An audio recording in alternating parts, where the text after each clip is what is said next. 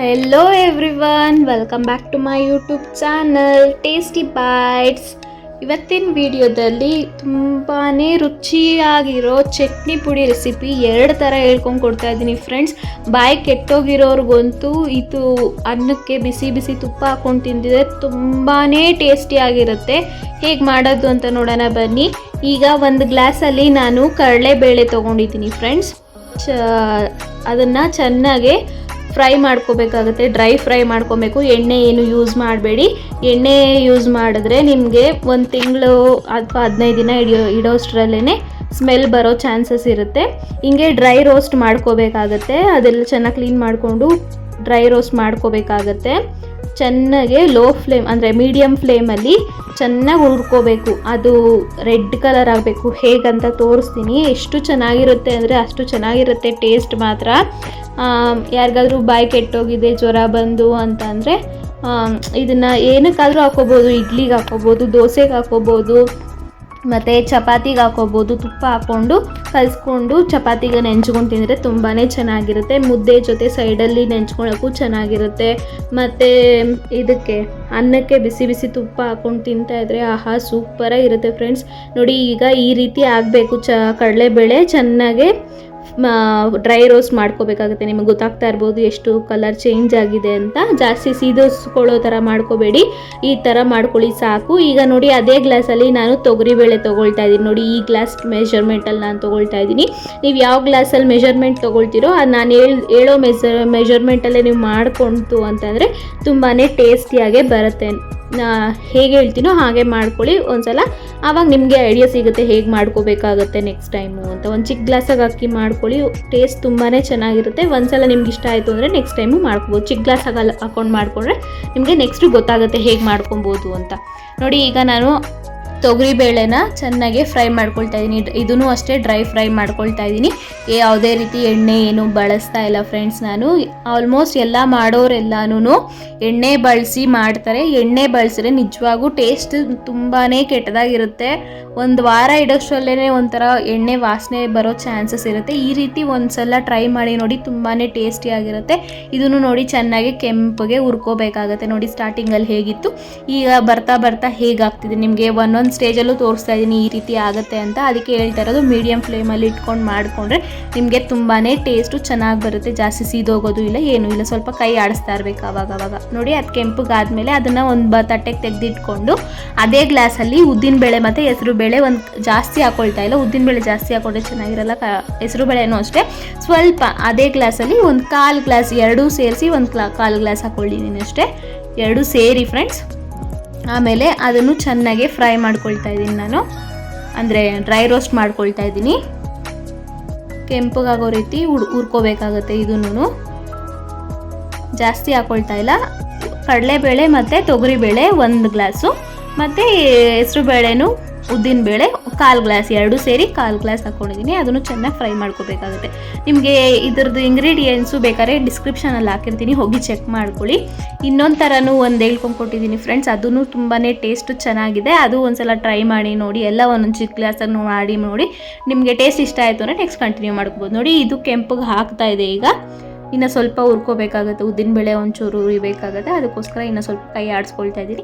ನೋಡಿ ಇದು ಸ್ವಲ್ಪ ಚೆನ್ನಾಗಿ ಕೆಂಪಗಾಗಿದೆ, ಗೊತ್ತಾಗ್ತಾ ಇರ್ಬೋದು ನೀವೇ. ಈಗ ಅದನ್ನು ಸೈಡಲ್ಲಿ ತೆಗೆದು ಇಟ್ಕೊಳ್ಳೋಣ.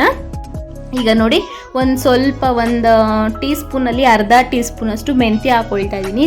ಮೆಂತ್ಯ ತುಂಬಾ ಆರೋಗ್ಯಕ್ಕೆ ಒಳ್ಳೆಯದಾಗಿರೋದ್ರಿಂದ. ಮತ್ತು ಜೀರಿಗೆನೂ ಒಂದು ಅರ್ಧ ಟೀ ಸ್ಪೂನಷ್ಟು ಹಾಕ್ಕೊಳ್ತಾ ಇದ್ದೀನಿ. ನಾನೆಲ್ಲ ಕೈಯಲ್ಲಿ ಮೆಷರ್ ಮಾಡಿ ತೋರಿಸ್ತಾ ಇದ್ದೀನಿ.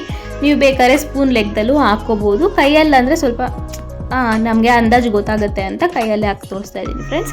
ನೋಡಿ ಮೆಂತ್ಯ ಜಾಸ್ತಿ ಹಾಕ್ಕೊಂಡ್ರೆ ಕಹಿ ಬರೋ ಚಾನ್ಸಸ್ ಇರುತ್ತೆ. ಜಾಸ್ತಿ ಹಾಕ್ಕೊಬೇಡಿ. ಜೀರಿಗೆನೂ ಅಷ್ಟೇ. ಅದನ್ನು ಚೆನ್ನಾಗಿ ಕೆಂಪಗೆ ಹುರ್ಕೊಂಡು ಸೈಡಲ್ಲಿ ತೆಗೆದು ಇಟ್ಕೊಳ್ಳೋಣ. ಇದು ಖಾರ ಮೆಣಸಿನ್ಕಾಯಿ ಮತ್ತು ಎಕ್ಸ್ಟ್ರಾ ಬ್ಯಾಡಗಿ ಮೆಣಸಿನ್ಕಾಯಿ ಹಾಕ್ಕೊಳ್ತಾ ಇದ್ದೀನಿ ಫ್ರೆಂಡ್ಸ್. ನಾನು ನೋಡಿ ಬ್ಯಾಡಗಿ ಮೆಣಸಿನ್ಕಾಯಿ ಜಾಸ್ತಿ ಹಾಕ್ಕೊಂಡಿದ್ದೀನಿ ಕಲರ್ಗೋಸ್ಕರ. ಖಾರ ಮೆಣಸಿನ್ಕಾಯಿ ನಿಮ್ಮ ಖಾರ ತಕ್ಕನಂಗೆ ನೋಡಿಕೊಂಡು ಹಾಕ್ಕೊಳ್ಳಿ. ನಿಮ್ಗೆ ಇನ್ನೊಂದು ಟಿಪ್ಪು ಫ್ರೆಂಡ್ಸ್, ಇದು ಮೆಣಸಿನ್ಕಾಯಿ ಉರಿಯುವಾಗ ಘಾಟ್ ಬರಬಾರ್ದು ಅಂತಂದರೆ, ಯಾವುದೇ ಮೆಣಸಿನ್ಕಾಯಿ ಉರಿರಿ ಘಾಟ್ ಬರಬಾರ್ದು ಅಂತಂದರೆ ಉಪ್ಪು ಹಾಕ್ಕೊಂಡು ಉರಿದ್ರೆ ನಿಮಗೆ ಘಾಟ್ ಒಂಚೂರು ಬರಲ್ಲ. ಅದಕ್ಕೇ ಸ್ವಲ್ಪ ನಾನು 1 ದಪ್ಪ ನಿಂಬೆಹಣ್ಣು ಗಾತ್ರದಷ್ಟು ಹುಣಸೆಹಣ್ಣು ಹಾಕ್ಕೊಳ್ತಾ ಇದ್ದೀನಿ. ಅದನ್ನು ಸಮೇತ ಫ್ರೈ ಅಂದರೆ ಹುರ್ಕೊಳ್ತಾ ಇದ್ದೀನಿ, ಡ್ರೈ ರೋಸ್ಟ್ ಮಾಡ್ಕೊಳ್ತಾ ಇದ್ದೀನಿ. ಈ ಮೆಣಸಿನ್ಕಾಯಿ ಹುರಿಯೋಕ್ಕೂ ನಾನು ಯಾವುದೇ ರೀತಿ ಎಣ್ಣೆ ಏನು ಬಳಸ್ತಾ ಇಲ್ಲ. ಎಣ್ಣೆ ಬಳಸಿದ್ರೆ ನಿಜವಾಗೂ ಚೆನ್ನಾಗಿರಲ್ಲ. ಡ್ರೈ ರೋಸ್ಟೇ ಮಾಡ್ಕೊಳ್ತಾ ಇದ್ದೀನಿ. ನೋಡಿ ಒಂಚೂರು ಘಾಟ್ ಬರಲ್ಲ. ಒಂದ್ಸಲ ಟ್ರೈ ಮಾಡಿ ನೀವು. ಚೆನ್ನಾಗೆ ಫ್ರೈ ಮಾಡ್ಕೋಬೇಕಾಗುತ್ತೆ, ಗರಿ ಗರಿ ಬರೋವರೆಗೂ ಮೆಣಸಿನ್ಕಾಯಿನ ಹುರ್ಕೋಬೇಕಾಗತ್ತೆ. ಈಗ ಅದಕ್ಕೇನೆ ಅದನ್ನು ಸೈಡಾಗಿ ತೆಗೆದಿಟ್ಕೊಂಡು ಒಂದು ಇಡಿಯಷ್ಟು, ಒಂದು 1/4 ಕಟ್ಟಷ್ಟು ಕರ್ಬೇವಿನ ಸೊಪ್ಪು ಹಾಕ್ಕೊಳ್ತಾ ಇದ್ದೀನಿ. ಅದನ್ನು ಚೆನ್ನಾಗೆ ಫ್ರೈ ಮಾಡ್ಕೋಬೇಕಾಗತ್ತೆ. ಗರಿ ಗರಿಯೇ ಆಗಬೇಕು, ಮೆತ್ತವಿರಬಾರ್ದು. ಚೆನ್ನಾಗೆ ರೋಸ್ಟ್ ಮಾಡಬೇಕಾಗತ್ತೆ. ಎಲ್ಲನೂ ಮೀಡಿಯಮ್ ಫ್ಲೇಮಲ್ಲೇ ಮಾಡ್ಕೊಳ್ಳಿ. ಬೇಗ ಆಗೋಗ್ಬಿಡ್ಬೇಕು, ಹೈ ಫ್ಲೇಮಲ್ಲಿ ಇಟ್ಬಿಡೋಣ ಅಂತ ಎಲ್ಲ ಮಾಡಿಕೊಂಡ್ರೆ ಟೇಸ್ಟು ಚೆನ್ನಾಗಿರಲ್ಲ. ಈಗಲೇ ಹೇಳ್ತಾ ಇದ್ದೀನಿ ನಾನು.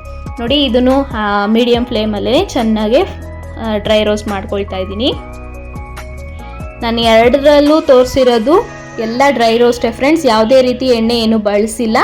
ಇದು ಒಂದು 6 ತಿಂಗಳಿಟ್ರು ನಿಮ್ಗೆ ಏನೂ ಕೇಳಲ್ಲ. ಈಗ ಅದನ್ನು ಚೆನ್ನಾಗಿ ಫ್ರೈ ಆದಮೇಲೆ ಸೈಡಾಗಿ ತೆಗೆದಿಟ್ಕೊಂಡು ಅದೇ ಗ್ಲಾಸ್ ಮೆಜರ್ಮೆಂಟಲ್ಲಿ 3/4 ಗ್ಲಾಸಷ್ಟು ಕೊಬ್ಬರಿ ಹಾಕ್ಕೊಳ್ತಾ ಇದ್ದೀನಿ. ನಿಮಗೆ ಜಾಸ್ತಿ ಅನ್ನಿಸ್ತಾ ಇರ್ಬೋದು, ಬಟ್ ಟೇಸ್ಟ್ ಕೊಡೋದು ಕೊಬ್ಬರಿನೇ ಆಗಿರೋದ್ರಿಂದ ನಾನು ಅಷ್ಟು ಹಾಕ್ಕೊಳ್ತಾ ಇದ್ದೀನಿ. ನೀವೇನೋ ಸ್ವಲ್ಪ ಕಡಿಮೆ ಬೇಕಾದ್ರೂ ಹಾಕೋಬೋದು.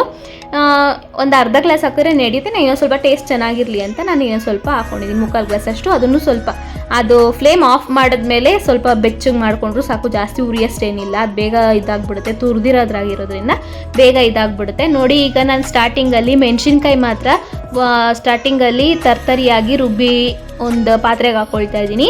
ಈಗ ಬೇಳೆಗಳೆಲ್ಲ ಹಾಕ್ಕೊಂಡು ಅದನ್ನು ತರ್ತರಿ ಆಗೋ ಥರ ಮಿಕ್ಸಿ ಮಾಡಿಕೊಂಡು ಒಂದು ಪಾತ್ರೆಗೆ ಹಾಕ್ಕೊಳ್ಳೋಣ. ಮೆಣಸಿನ್ಕಾಯಿ ಫಸ್ಟ್ ಯಾಕೆ ಹಾಕ್ತೀವಿ ಅಂದರೆ ಬೇಗ ನುಣ್ಣಗಾಗಲ್ಲ ಅನ್ನೋ ಕಾರಣಕ್ಕೆ. ಬೇಳೆಗಳೆಲ್ಲ ಬೇಗ ಆಗುತ್ತೆ, ಇದು ಬೇಗ ಆಗಲ್ಲ ಅಂತ ಮೆಣಸಿನ್ಕಾಯಿ ಫಸ್ಟ್ ಹಾಕ್ಕೊಳ್ತೀವಿ, ಆಮೇಲೆ ಇದು ಹಾಕ್ಕೊಳ್ತೀವಿ. ನೋಡಿ ಒಂದು ಪಾತ್ರೆಗೆ ಹಾಕ್ಕೊಳ್ತಾ ಇದ್ದೀನಿ, ಒಂದು ತಟ್ಟೆಗೆ. ಒಂದು ದೊಡ್ಡ ತಟ್ಟೆ ಇದ್ದರೆ ಅದಕ್ಕೆ ಹಾಕ್ಕೊಳ್ಳಿ. ಈಗ ನೋಡಿ ಅದು ತುರಿದಿರೋದು ಸ್ವಲ್ಪ ಬೆಚ್ಚಗೆ ಮಾಡ್ಕೊಂಡಿದ್ವಲ್ಲ, ಅದನ್ನು ಮಿಕ್ಸಿ ಮಾಡಿ ಒಂದು ಪಾತ್ರೆಗೆ ಹಾಕ್ಕೊಂಡಿದ್ದೀನಿ. ಮತ್ತು ಬೇಳೆಗಳು ಎಲ್ಲ ಹಾಕ್ಕೊಂಡಿದ್ದೀನಿ ಫ್ರೆಂಡ್ಸ್. ಈಗ ಅದೆಲ್ಲ ಒಂದು ಸತಿ ಮಿಕ್ಸ್ ಮಾಡ್ಕೋಬೇಕಾಗತ್ತೆ. ಸ್ವಲ್ಪ ಖಾರ ಆಗ್ಬೋದು, ನೀವು ಬೇಕಾದ್ರೆ ಸೆಡೆ ಏನಾದರೂ ತೊಗೊಂಡು ಮಾಡ್ಕೊಳ್ಳಿ. ಈಗ ನೋಡಿ ಅದೆಲ್ಲ ಒಂದು ಮಿಕ್ಸ್ ಆಗಬೇಕು. ಮತ್ತು ಅದನ್ನು ಈ ತರ್ತರಿಯಾಗಿದ್ದಿರೋದ್ರಿಂದ ಇನ್ನೂ ಸ್ವಲ್ಪ ನುಣ್ಣಗೆ ಮಿಕ್ಸಿ ಮಾಡ್ಕೋಬೇಕಾಗತ್ತೆ ನಾವು. ಅದಕ್ಕೋಸ್ಕರ ಇದೆಲ್ಲ ಒಂದು ಮಿಕ್ಸ್ ಮಾಡ್ಕೊಂಡ್ಮೇಲೆ ಇನ್ನೊಂದು ಸಲ ಮಿಕ್ಸಿ ಮಾಡಿಕೊಂಡ್ರೆ ನಿಮಗೆ ಯಾವ ಕನ್ಸಿಸ್ಟೆನ್ಸಿಯಲ್ಲಿ ತೋರಿಸ್ತೀನಿ ಹೇಗೆ ಬರಬೇಕು ಅದು ಅಂತ. ಮುಟ್ಟಿದ್ರೆ ಸ್ವಲ್ಪ ನೈಸು ಅಲ್ಲ, ಜಾಸ್ತಿ ರಫು ಅಲ್ಲ, ಹಂಗಿರಬೇಕು. ಆವಾಗ ಕರೆಕ್ಟಾಗಿ ಅದ ಇದೆ ಅಂತ. ಇವಾಗ ನೋಡಿ ಅದನ್ನೆಲ್ಲ ಮಿಕ್ಸ್ ಮಾಡ್ಕೊಂಡ್ಮೇಲೆ ಅದೇ ಮಿಕ್ಸಿಗೆ ಇನ್ನೊಂದು ಸಲ ಹಾಕ್ಕೊಂಡು ಮಿಕ್ಸಿ ಮಾಡ್ಕೊಳ್ತಾ ಇದ್ದೀನಿ.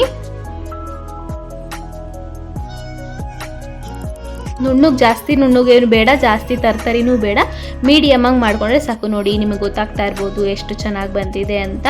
ಇದನ್ನು ಒಂದು ಏರ್ ಟೈಟ್ ಕಂಟೈನರ್ಗೆ ಹಾಕ್ಕೊಂಡು ನೀವು 6 ತಿಂಗಳು ಮೇಲೂ ಇಟ್ಕೋಬೋದು, ಅಷ್ಟು ಚೆನ್ನಾಗಿರುತ್ತೆ.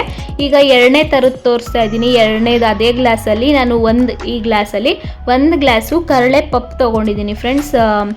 ಅದನ್ನು ಡ್ರೈ ರೋಸ್ಟ್ ಮಾಡ್ಕೊಳ್ತಾ ಇದ್ದೀನಿ ಚೆನ್ನಾಗಿ. ಅದನ್ನು ಮೀಡಿಯಮ್ ಫ್ಲೇಮಲ್ಲಿಟ್ಟು ಚೆನ್ನಾಗೆ ಫ್ರೈ ಮಾಡ್ಕೋಬೇಕಾಗತ್ತೆ, ಡ್ರೈ ಫ್ರೈ ಮಾಡ್ಕೋಬೇಕಾಗತ್ತೆ. ಚೆನ್ನಾಗಿ ಕೆಂಪಗಾಗೋ ರೀತಿ ಹುರ್ಕೊಬೇಕಾಗತ್ತೆ. ಯಾವುದೇನೂ ಸೀದಿಸ್ಬೇಡಿ, ನಿಮಗೆ ಸೀದಿಸಿದ್ರೆ ನಿಜವಾಗೂ ಟೇಸ್ಟ್ ಚೆನ್ನಾಗಿರಲ್ಲ, ವಾಸನೆ ಥರ ಬರುತ್ತೆ. ನೋಡಿ ಲೋ ಫ್ಲೇಮ್ ಅಂದರೆ ಮೀಡಿಯಮ್ ಫ್ಲೇಮಲ್ಲೇ ಇಟ್ಬಿಟ್ಟು ಚೆನ್ನಾಗಿ ಕೈ ಸ್ವಲ್ಪ ಬಿಡ್ದಂಗೆ ಒಂದು 2 ನಿಮಿಷ 1 ನಿಮಿಷ ಬಿಟ್ಬಿಟ್ಟು ಕೈ ಆಡಿಸಿದ್ರು ನಡೆಯುತ್ತೆ. ಜಾಸ್ತಿ ಫ್ಲೇಮ್ ಇಟ್ಕೊಂಡ್ರೆ ಕೈ ಆಡಿಸ್ತಾನೆ ಇರಬೇಕಾಗತ್ತೆ, ಸೀದಿಸ್ಬಾರ್ದು. ಇವಾಗ ನೋಡಿ ಅದು ಆದರೆ ಸಾಕು. ಈಗ ಒಂದೇ ಒಂದು ಇಡಿಯಷ್ಟು ಅಂದರೆ 2 ಸ್ಪೂನ್, ನಿಮಗೆ ಟೀ ಸ್ಪೂನ್ ಅಂತ ಹೇಳಿದ್ನಲ್ಲ, 2 ಟೀ ಸ್ಪೂನಷ್ಟು ಕಡಲೆ ಬೇಳೆ ಹಾಕ್ಕೊಳ್ತಾ ಇದ್ದೀನಿ ಫ್ರೆಂಡ್ಸ್. ಅದನ್ನು ಚೆನ್ನಾಗಿ ಹುರ್ಕೋಬೇಕಾಗತ್ತೆ, ಅಂದರೆ ಫ್ರೈ ಮಾಡ್ಕೋಬೇಕಾಗತ್ತೆ. ನೋಡಿ ಒಂದು 4ರಿಂದ 5 ಕಾಳಷ್ಟು ಮೆಣಸು ಹಾಕ್ಕೊಬೇಕಾಗುತ್ತೆ. ಅದಕ್ಕೇ ಸ್ವಲ್ಪ ಒಂದು ಅರ್ಧ ನಿಂಬೆಹಣ್ಣು ದಪ್ಪದ್ರಲ್ಲಿ ಅರ್ಧ ನಿಂಬೆಹಣ್ಣು ಗಾತ್ರದಷ್ಟು ಹುಣಸೆಹಣ್ಣು ಹಾಕ್ಕೊಳ್ತಾ ಇದ್ದೀನಿ. ಅದನ್ನು ಚೆನ್ನಾಗಿ ಫ್ರೈ ಮಾಡ್ಕೊಳ್ಳೋಣ. 3/4 ಬೆಂದ ಮೇಲೆ ಇದೆರಡು ಹಾಕ್ಕೊಂಡು ಮಿಕ್ಸ್ ಮಾಡ್ಕೊಳ್ತಾ ಇದ್ದೀನಿ, ಅದು ಫ್ರೈ ಮಾಡ್ಕೊಳ್ತಾ ಇದ್ದೀನಿ. ಈಗ ನೋಡಿ ಅದೇ ಗ್ಲಾಸಲ್ಲಿ 1/4 ಗ್ಲಾಸಷ್ಟು ಕಡಲೆ ಬೀಜ ಹಾಕ್ಕೊಳ್ತಾ ಇದ್ದೀನಿ ಫ್ರೆಂಡ್ಸ್. ಇದನ್ನು ಅಷ್ಟೇ ಯಾವುದೇ ರೀತಿ ಎಣ್ಣೆ ಹಾಕಿ ಫ್ರೈ ಮಾಡ್ಕೊಳ್ತಾ ಇಲ್ಲ, ಡ್ರೈ ರೋಸ್ಟೇ ಮಾಡ್ತಾ ಇರೋದು. ಚೆನ್ನಾಗಿ ಹಸಿ ಹೋಗೋವರೆಗೂ ಚೆನ್ನಾಗಿ ಫ್ರೈ ಮಾಡ್ಕೋಬೇಕಾಗತ್ತೆ. ಕೈ ಬಿಡ್ದಂಗೆ ಮಾಡಿಕೊಂಡ್ರೆ, ಹೈ ಫ್ಲೇಮ್ ಇದ್ದರೆ ಕೈ ಬಿಡ್ದಂಗೆ ಮಾಡ್ಕೊಬೇಕಾಗುತ್ತೆ. ಅದು ಬೇಗ ಬೆಂದ್ಬಿಡುತ್ತೆ, ಒಳಗೆ ಬೆಂದಿರಲ್ಲ, ಮೇಲ್ಮೇಲೆ ಮಾತ್ರ ಬೆಂದಿರುತ್ತೆ. ಅದಕ್ಕೋಸ್ಕರ ಮೀಡಿಯಮ್ ಫ್ಲೇಮಲ್ಲಿ ಮಾಡ್ಕೊಳ್ಳಿ ಅಂತ ಹೇಳ್ತಾ ಇರೋದು ನಾನು. ನೋಡಿ ಒಂದೊಂದು ಹಂತದಲ್ಲೂ ತೋರಿಸ್ತಾ ಇದ್ದೀನಿ ನಾನು ಹೇಗಾಗುತ್ತೆ ಅಂತ. ನೋಡಿ ಈ ರೀತಿ ಆದರೆ ಸಾಕು, ಈಗ ಆಗಿದೆ ಅಂತ ಇದು. ಚೆನ್ನಾಗಿ ಫ್ರೈ ಮಾಡಿಕೊಂಡು ಒಂದು ತಟ್ಟೆಗೆ ಹಾಕಿ ಇಟ್ಕೊಳ್ಳೋಣ. ಈಗ ಅದಕ್ಕೇನೆ ಬ್ಯಾಡಗಿ ಮೆಣಸಿನ್ಕಾಯಿ ಮತ್ತು ಖಾರ ಮೆಣಸಿನ್ಕಾಯಿ, ನಿಮಗೆ ಖಾರ ನೋಡಿಕೊಂಡು ತಕ್ಕನಂಗೆ ಹಾಕ್ಕೊಳ್ಳಿ. ನೀವು ಖಾರ ತಿನ್ನಲ್ಲ ಅಂತಂದರೆ 2 ಮೆಣಸಿನ್ಕಾಯಿ ಅಥವಾ 4-5 ಮೆಣಸಿನ್ಕಾಯಿ ಆದರೆ ಸಾಕು. ಬ್ಯಾಡಗಿ ಮೆಣಸಿನ್ಕಾಯಿ ಸ್ವಲ್ಪ ಜಾಸ್ತಿ ಹಾಕ್ಕೊಳ್ಳಿ. ಮೊದಲೇ ಹೇಳ್ದಂಗೆ ಯಾವುದೇ ಮೆಣಸಿನ್ಕಾಯಿ ಉರಿಯೋವಾಗ ಉಪ್ಪು ಹಾಕ್ಕೊಂಡು ಉರಿದ್ರೆ ನಿಮಗೆ ಘಾಟು ಬರಲ್ಲ. ಈಗ ನೋಡಿ ಅದಕ್ಕೆ ರುಚಿಗೆ ತಕ್ಕಷ್ಟು ಹಾಕ್ಕೊಂಡಿದ್ದೀನಿ, ಜಾಸ್ತಿನೂ ಹಾಕ್ಕೊಬೇಡಿ. ನೋಡ್ಕೊಂಡು ನೀವು ಯಾವ್ದು ಎಷ್ಟು ಮಾಡ್ಕೊಳ್ತೀರೋ ಅದ್ರ ಮೇಲೆ ಡಿಪೆಂಡ್ ಆಗುತ್ತೆ. ಅದಕ್ಕೆ ಉಪ್ಪು ಹಾಕ್ಕೊಂಡು ಚೆನ್ನಾಗಿ ಹುರ್ಕೊಳ್ತಾ ಇದ್ದೀನಿ ನಾನು. ಸ್ವಲ್ಪ ಟೇಸ್ಟಿಗೆ ತಕ್ಕನಂಗೆ ಅಂದಾಜು ನೋಡ್ಕೊಂಡು ಹಾಕ್ಕೊಂಡಿದ್ದೀನಿ. ನಾವು ಆಮೇಲೆ ಬೇಕಾದ್ರೂ ಮಿಕ್ಸ್ ಮಾಡ್ಕೋಬೋದು ಪುಡಿ ಉಪ್ಪು. ಈಗ ನೋಡಿ ಇದು ಚೆನ್ನಾಗಿ ಫ್ರೈ ಆಗಿದೆ. ಅದನ್ನು ತಟ್ಟೆಗೆ ತೆಗೆದುಕೊಂಡು ಕರ್ಬೇವಿನ ಸೊಪ್ಪು ಇದಕ್ಕೂ ಹಾಕ್ಕೊಳ್ತಾ ಇದ್ದೀನಿ. ಒಂದು ಇಡಿಯಷ್ಟು ಹಾಕ್ಕೊಂಡಿದ್ದೀನಿ ಫ್ರೆಂಡ್ಸ್. ಇನ್ನೂ ಸ್ವಲ್ಪ ಹಾಕ್ಕೊಂಡ್ರು ನಡೆಯುತ್ತೆ. ಸ್ವಲ್ಪ ಜಾಸ್ತಿ ಹಾಕ್ಕೊಂಡ್ರೆ ಕಹಿ ಬರುತ್ತೆ. ಅದಕ್ಕೋಸ್ಕರ ನಾನು ಸ್ವಲ್ಪ ಒಂದು ಇಡಿಯಷ್ಟು ಹಾಕ್ಕೊಂಡಿದ್ದೀನಿ ಸಾಕು ಅಂತ. ಈಗ ಅದನ್ನು ಚೆನ್ನಾಗಿ ಡ್ರೈ ರೋಸ್ಟ್ ಮಾಡ್ಕೊಳ್ತಾ ಇದ್ದೀನಿ. ಯಾವುದೇನೂ ಎಣ್ಣೆ ಹಾಕಿಲ್ಲ ಫ್ರೆಂಡ್ಸ್. ಮತ್ತೆ ಹೇಳ್ತಾ ಇದ್ದೀನಿ, ಎಣ್ಣೆ ಹಾಕ್ಕೊಂಡ್ರೆ ನಿಜವಾಗೂ ಜಾಸ್ತಿ ದಿನ ಇರಲ್ಲ, ಟೇಸ್ಟು ಚೆನ್ನಾಗಿರಲ್ಲ, ವಾರಕ್ಕೇ ಸ್ಮೆಲ್ ಬಂದಂಗೆ ಆಗುತ್ತೆ. ಈಗ ನೋಡಿ ಎಲ್ಲನೂ ಒಂದು ಪಾತ್ರೆಗೆ ಹಾಕಿ ತಣ್ಣಗಾಗಕ್ಕೆ ಬಿಡಬೇಕು. ಅದು ತಣ್ಣಗೆ ಆದಮೇಲೆ ತುರಿದಿರೋ ಕೊಬ್ಬರಿನ ಈಗ ಮಿಕ್ಸಿಗೆ ಜಾರ್ಗೆ ಅದನ್ನು ಸ್ವಲ್ಪ ಬೆಚ್ಚಗೆ ಮಾಡ್ಕೊಂಡಿದ್ದೀನಿ. ಅದು ಸ್ಕಿಪ್ ಆಗಿದೆ. ಅದು ತುರಿದಿರೋದನ್ನು ಮತ್ತು ಮೆಣಸಿನ್ಕಾಯಿ ಹಾಕಿ ಒಂದು ರೌಂಡ್ ತಿರುಗಿಸ್ಕೊಳ್ತಾ ಇದ್ದೀನಿ. ಅದನ್ನು ತರ್ತರಿ ಮಾಡಿಕೊಂಡು ಒಂದು ಪಾತ್ರೆಗೆ ಹಾಕ್ಕೊಳ್ಬೇಕಾಗತ್ತೆ ಫ್ರೆಂಡ್ಸ್. ನೋಡಿ ಒಂದು ಪಾತ್ರೆಗೆ ಹಾಕ್ಕೊಂಡು ಮತ್ತು ಕಡಲೆ ಬೀಜ ಎಲ್ಲ ಇನ್ನೊಂದು ಸತಿ ಮಿಕ್ಸಿ ಮಾಡ್ಕೋಬೇಕಾಗತ್ತೆ ತರ್ತರಿಯಾಗಿ. ಬೇಳೆ ಎಲ್ಲ ಕಡಲೆ ಪಪ್ಪು ಎಲ್ಲನೂ ತರ್ತರಿ ಮಿಕ್ಸಿ ಮಾಡಿಕೊಂಡು ಮತ್ತೆ ಅದೇ ಪಾತ್ರೆಗೆ ಹಾಕ್ಕೊಳ್ಬೇಕಾಗತ್ತೆ. ನೋಡಿ ಇನ್ನೊಂದು ಸತಿ ತರ್ತರಿ ಮಾಡಿ ತೋರಿಸ್ತೀನಿ. ನೋಡಿ ಈ ರೀತಿ ಆಗಿದೆ. ಎಲ್ಲ ಮಿಕ್ಸ್ ಮಾಡಿಕೊಂಡು ಇವಾಗ ಕೈಯಲ್ಲಿ ಚೆನ್ನಾಗಿ ಮಿಕ್ಸ್ ಮಾಡ್ಕೋಬೇಕಾಗತ್ತೆ. ಯಾವುದೇ ರೀತಿ ನೀರು ಸೋಕಿಸ್ಬೇಡಿ. ನೀರು ಸೋಕಿಸಿದ್ರೂ ಇರಲ್ಲ, ಎಣ್ಣೆ ಸೋಕಿಸಿದ್ರೂ ಇರಲ್ಲ. ನೀವು ನೋಡಿಕೊಂಡು ಮಾಡ್ಕೊಳ್ಳಿ. ಚೆನ್ನಾಗಿ ಮಿಕ್ಸ್ ಮಾಡ್ಕೋಬೇಕಾಗತ್ತೆ ಇದನ್ನು. ಇನ್ನೊಂದು ಚಾನಲ್ ಲಿಂಕು ಅಮ್ಮು ಕ್ರಿಯೇಷನ್ಸ್ ಅಂತ ಬರೀ ಸ್ಯಾರಿ ಕುಚ್ಚು ಡಿಸೈನ್ಸು ಫ್ರೆಂಡ್ಸ್ ಈಸಿಯಾಗಿ ಹೇಳ್ಕೊಂಡು ಕೊಟ್ಟಿದ್ದೀನಿ. ಬಿಗಿನರ್ಸ್ ಅಂತೂ ಆರಾಮಾಗಿ ಕಲಿಬೋದು. ಒಂದ್ಸಲ ನೋಡಿ ಚೆಕ್ ಮಾಡಿ, ವೀಡಿಯೋಸ್ ಎಲ್ಲ ವಾಚ್ ಮಾಡಿ. ಅದು ಸಬ್ಸ್ಕ್ರೈಬ್ ಆಗಿಲ್ಲ ಅಂದರೆ ಸಬ್ಸ್ಕ್ರೈಬ್ ಆಗಿ ನೋಡಿ. ಮತ್ತು ಇದನ್ನು ಎಲ್ಲ ಚೆನ್ನಾಗಿ ಮಿಕ್ಸ್ ಮಾಡ್ಕೊಂಡಿದ್ದಾದಮೇಲೆ ಅದೇ ಮಿಕ್ಸಿ ಜಾರ್ಗೆ ಒಂದು ಸ್ವಲ್ಪ ಹಾಕ್ಕೊಂಡು ಮತ್ತೆ ಮಿಕ್ಸಿ ಮಾಡ್ಕೊಳ್ತಾ ಇದ್ದೀನಿ. ಜಾಸ್ತಿ ನುಣ್ಣಗೂ ಬೇಡ, ಜಾಸ್ತಿ ತರ್ತರಿನೂ ಬೇಡ. ಇವಾಗ ಜಾಸ್ತಿ ತರ್ತರಿ ಇದೆ ಅಂತ ಇನ್ನೊಂದ್ಸತಿ ಮಿಕ್ಸ್ ಮಾಡ್ಕೊಳ್ತೀವಿ. ನೋಡಿ ಈ ಹದ ಇದ್ರೆ ಸಾಕು. ನಿಮ್ಗೆ ಜಾಸ್ತಿ ನುಣ್ಣಗೂ ಇಲ್ಲ, ಜಾಸ್ತಿ ತರ್ತರಿನೂ ಇಲ್ಲ. ಆ ರೀತಿ ಇದ್ರೆ ಸಾಕು. ಎಷ್ಟು ಚೆನ್ನಾಗಿದೆ ನೋಡಿ. ಈಗ ನೋಡಿ ಬಿಸಿ ಬಿಸಿ ತುಪ್ಪ, ಅನ್ನಕ್ಕೆ ತುಪ್ಪ ಹಾಕ್ಕೊಂಡು ಇದು ಹಾಕ್ಕೊಂಡು ತಿಂತಾಯಿದ್ರೆ ತುಂಬಾ ಟೇಸ್ಟಿಯಾಗಿರುತ್ತೆ. ಒಂದ್ಸಲ ನೀವು ಟ್ರೈ ಮಾಡಿ ನೋಡಿ. ಇನ್ನೂ ನನ್ನ ಚಾನಲ್ ಸಬ್ಸ್ಕ್ರೈಬ್ ಆಗಿಲ್ಲ ಅಂದರೆ ಸಬ್ಸ್ಕ್ರೈಬ್ ಮಾಡಿ, ಲೈಕ್ ಮಾಡಿ, ಶೇರ್ ಮಾಡಿ, ಕಾಮೆಂಟ್ ಮಾಡಿ. ನೆಕ್ಸ್ಟ್ ವಿಡಿಯೋದಲ್ಲಿ ಸಿಗ್ತೀನಿ. ಅಲ್ಲಿವರೆಗೂ take care, bye. Thank you for watching.